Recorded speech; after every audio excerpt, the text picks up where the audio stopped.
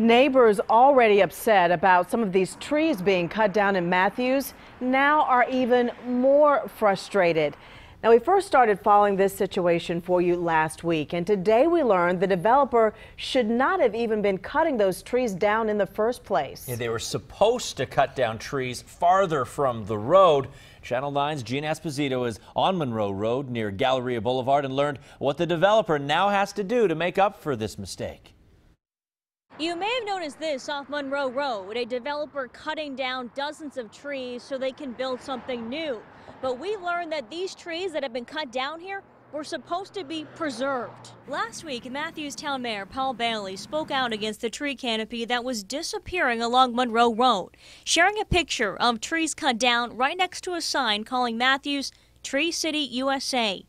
Taft Development plans to put 250 apartments there. They have to cut down trees to make room, but plan to keep 22% of the trees.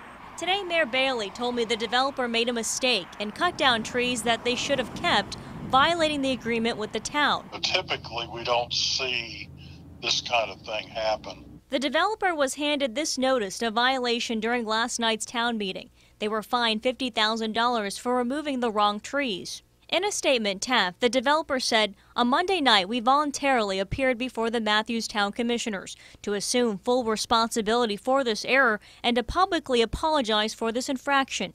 One man who used to work in the tree cutting business says mistakes do happen. On trees, they should replace them, but I can't imagine that $50,000 fine. That seems excessive to me. In addition to paying the fine, the developer has pledged $100,000 to replace the trees that were lost. My position is really looking at putting back trees that are as consistent with the trees that were cut down. The developer and the city now working together to come up with a plan for this area off Monroe Road. A date has not been set yet for when those plans have to be presented. In Matthews, I'm Gina Esposito, Channel 9 Eyewitness News. Thank you, Gina. The Roseland Cemetery is also near the construction site. There are grave markers there for former slaves.